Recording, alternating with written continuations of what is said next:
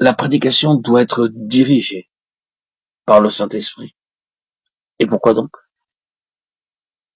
Pour la simple raison, et c'est un principe clairement démontré dans le livre des Actes, que seul le Saint-Esprit a la divine connaissance pour savoir où sont ceux qui sont donnés à Christ et qui sont prêts à venir à lui.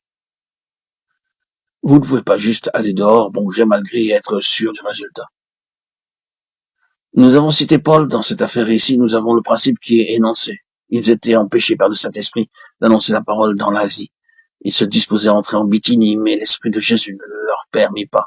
Acte 16, 6, 7. Paul a pu aller en Bithynie et en Asie, à une autre période, mais non à ce moment-là. Le Saint-Esprit en assume la responsabilité, empêché par le Saint-Esprit. L'Esprit de Jésus ne leur permet pas. Mais pourquoi donc? Eh bien, c'est à cause de la souveraineté de Dieu. Quand Paul vint à Corinthe, il était confronté à une terrible situation et l'Esprit du Seigneur lui dit, ne crains point, mais parle et ne te tais point, car je suis avec toi. Et personne ne mettra la main sur toi pour te faire du mal. Parle, car j'ai un peuple nombreux dans cette ville. Acte 18, 9, 10. Voyez, l'œuvre des conseils éternels et de la préconnaissance. Le livre des Actes est constitué sur ce principe. Nous y voyons un homme seul traversant un désert. Dieu dans le ciel l'a vu et sait qu'il est prêt pour l'évangile et envoie Philippe pour entrer en contact avec lui.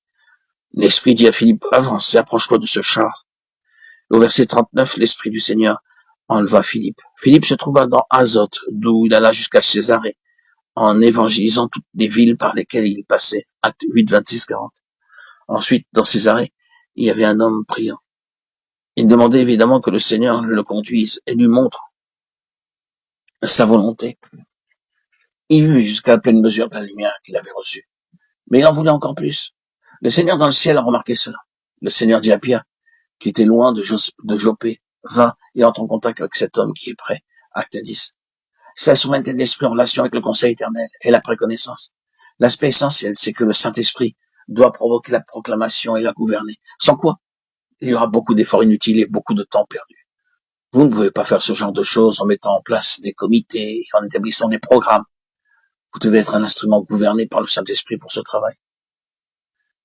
Car il a paru bon au Saint-Esprit et à nous. Acte 15, 28. C'est ainsi que tout le long de cette voie étroite, ce doit être un domaine où le Saint-Esprit a toute la responsabilité.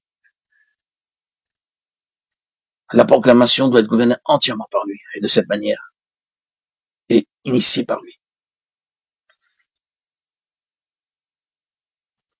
Nous devons donc être fidèles au Saint-Esprit et marcher selon